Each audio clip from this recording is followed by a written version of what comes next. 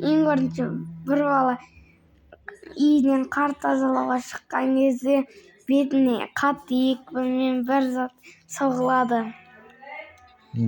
Сөйтсе далада анан қараңдар.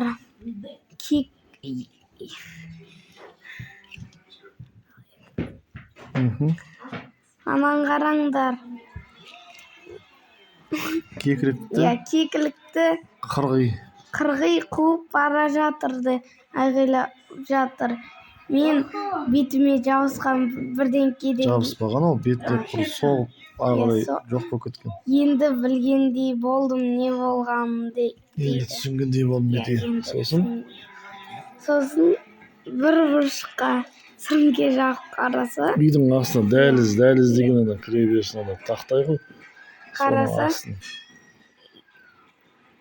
кекілік бір нәрсе бұрышта бұрысып кекілік отыр екен. Сіріңке жағып қараса, қарайды да лезде ұстап алады, тез ұстап алады.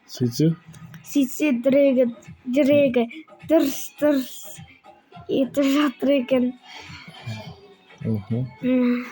Біз бұрында ауылда бұны бір жақындай қалсақ ағаштан пырр етіп ұшып кететін. Ұстатпайтын еді. Қуалай берсек шаршаймыз дейді да. Енді міне тез бірақ ана өзі кеп қолға түскенін қараш дейді. Енді бұны не істейміз десе, картопқа қуырып жейміз дейді. Дейді бір балалар, қасында тұрған. Содан кейін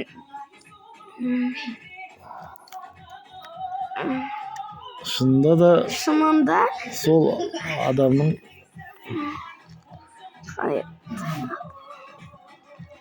пышаққа ілініп құрбанына айналды дейді. Сөйтіп ең соңында айтады, адам кейде айуаннан да өткен не дейді? Жауыз дейді. Бұл әңгіме ғой, бұл қисса емес, енді кекіліктің әңгімесі екен.